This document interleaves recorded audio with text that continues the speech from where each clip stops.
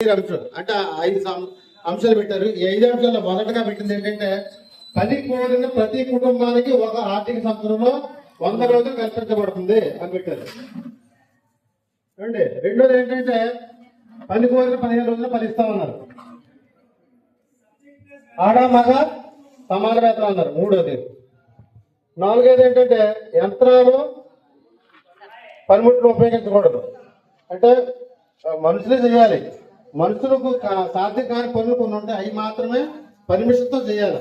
మనుషులు చేయగలిగిన పని ఏది కూడా యంత్రం అనేది ఉపయోగించకూడదు. నాలుగోది పంచాయతీరాజ్ సంస్థలు అంటే పంచాయతీ తీర్మానించిన పనులు మాత్రమే చేయాలని 5 రాజీలు చూపెట్టారు. ఈ 5 రాజీల అంశాల్లో మొదటిది పని అడిగిన ప్రతి కుటుంబానికి 100 రోజులు ఆర్థిక సంవత్సరం పెడతాం. మరి పని కల్పించలేకపోతే ఏంటి ప్రాబ్లం? ఏం చేస్తారు మరి అంటే మీరు పని అడగండి. ఎలా అడగాలి? ఒక పద్ధతి ప్రకారం పని అడగాలి. ఎలా అడగాలంటే మనం దీనికి బ్లూ ఫామ్స్ అని క్రియేట్ చేశారు. బ్లూ ఫామ్స్ అని పెట్టారు. అంటే అది పేపర్ బ్లూ కలర్ లో ఉంటుంది. ఒకవేళ మనకు బ్లూ ఫామ్స్ అందుబాటులో లేవు, మనకు ఎలాగంటే అనుకోవాల్సిన లేదు. మీ దగ్గర వైట్ పేపర్ మీదైనా మీరు ఎంతమంది పనికి వెళ్తున్నారో ఇల్లు ఉద్దేశం ఉంది అనేది ఒక పేపర్ మీద రాసి ఈ తారీఖు నుండి ఈ తారీఖు వరకు మాకు పని కల్పించండి అని 15 రోజులు 6 రోజులు సరిపడా పని కోరినట్లయితే వాళ్ళకి ఇచ్చిన మన దీనికి ఎవరైతే సిబ్బంది ఉన్నారో మొదటి సిబ్బంది ఎవరు దీనికి గ్రామ స్థాయిలో ఫీల్డ్ అసిస్టెంట్, తర్వాత సెక్రటరీ, సర్పంచ్ గారు, మన సమస్యలు తీసుకున్న సర్పంచ్ గారు. ఈ ముగ్గురులో మొదటగా ఫీల్డ్ అసిస్టెంట్కి ఇచ్చి మనం ఏం చేయాలంటే రసీదు తీసుకోవాలి. రసీదు ఇస్తాం. దీనికి మనం ఏదైనా పేమెంట్లు చేసినా ఎక్కడైనా సరే మనకు భరోసా, మనకు ఆధారం ఏంటంటే రసీదు కదా, తెలుసు కదా అందరికీ. అదేవిధంగా ఉపాధి హామీలో మనం పని కోరినట్లయితే మనకు ఖచ్చితంగా డిమాండ్ ఫారం పెట్టాలి. దాన్ని బ్లూ ఫారం అంటారా, డిమాండ్ ఫారం అంటారా, పని కొరకు దరఖాస్తు అంటారు. ఈ విధంగా పిలిచిన దాన్ని మనం ఫీల్డ్ అసిస్టెంట్ చేతికి ఇచ్చి దానికి మనం రసీదు తీసుకోవాలి.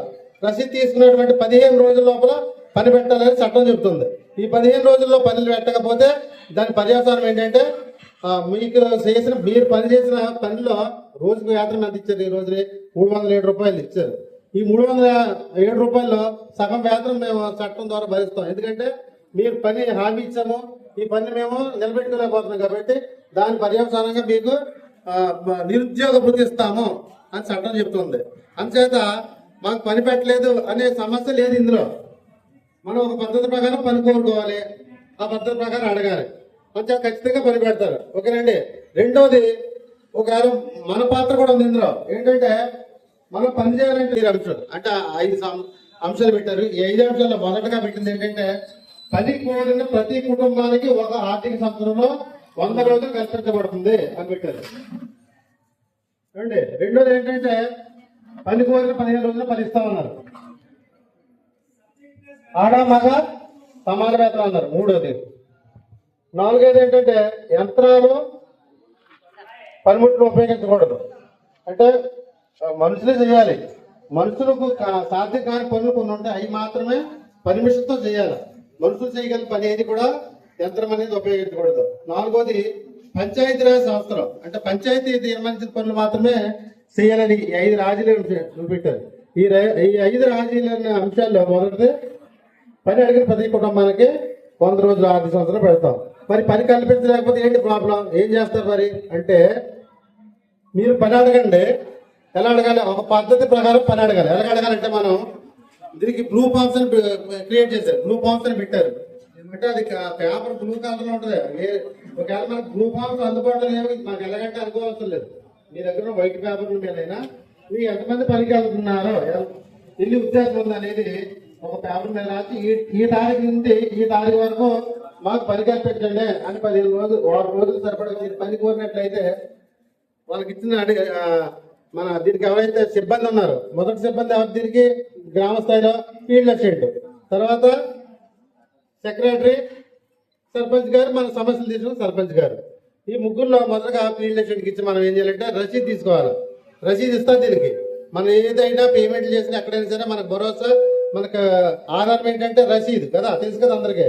అదేవిధంగా ఉపాధి హామీలో మనం పని కోరినట్లయితే మనకు ఖచ్చితంగా డిమాండ్ ఫారం పెట్టాలి. దాన్ని బ్లూ ఫారం అంటారా, డిమాండ్ ఫారం అంటారా, పని కొరకు దరఖాస్తు అంటారు. ఈ విధంగా పిలిచిన దాన్ని మనం ఫీల్డ్ అసిస్టెంట్ చేతికి ఇచ్చి దానికి మనం రసీదు తీసుకోవాలి. రసీదు తీసుకున్నటువంటి 15 రోజుల లోపల పని పెట్టాలని చట్టం చెబుతుంది.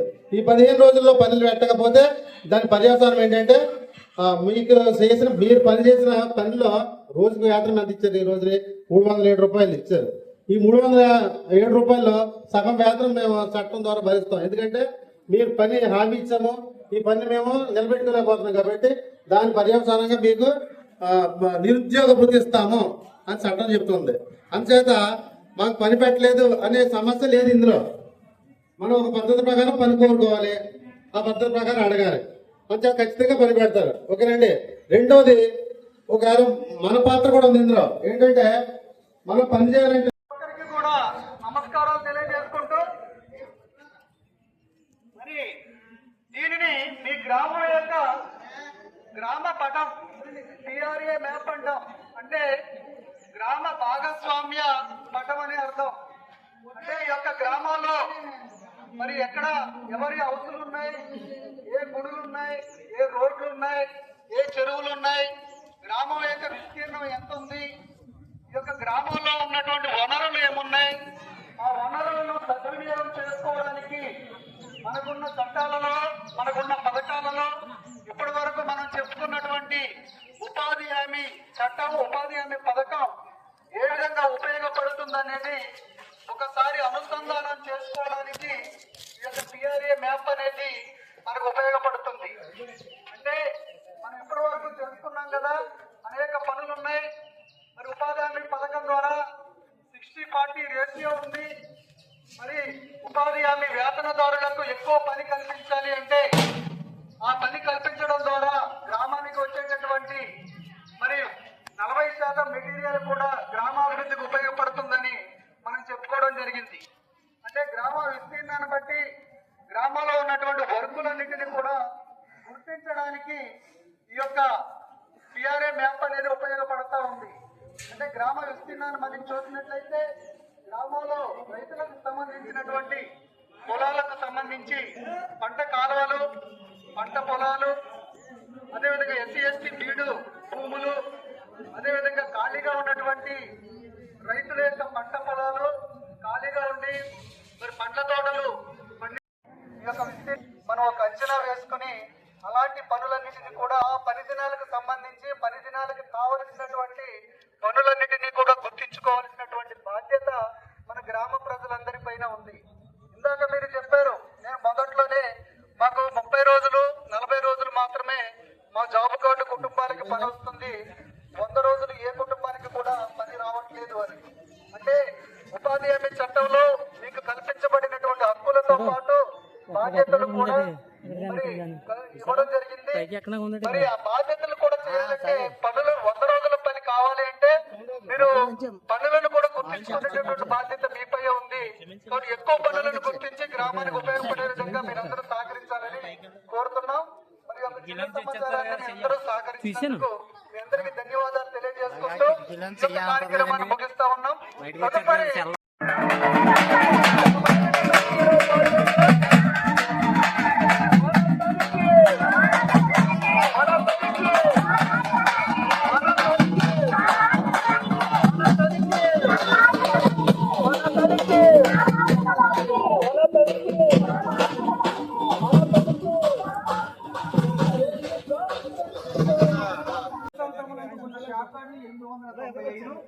మొత్తం యాత్రదారుల సంఖ్య 1534 అండి. 2024-25 ఆర్థిక సంవత్సరంలో పనిచేసిన యొక్క జాబ్ కార్డులు అంటే గత సంవత్సరంలో పనిచేసిన జాబ్ కార్డులు అండి 469 జాబ్ కార్డులు అండి. 2024-25 ఆర్థిక సంవత్సరంలో పనిచేసిన వేతనదారుల సంఖ్య 606 అండి. తర్వాత 2024-25 100 రోజులు పూర్తి చేసుకున్న కుటుంబాలు 11 కుటుంబాలు అండి.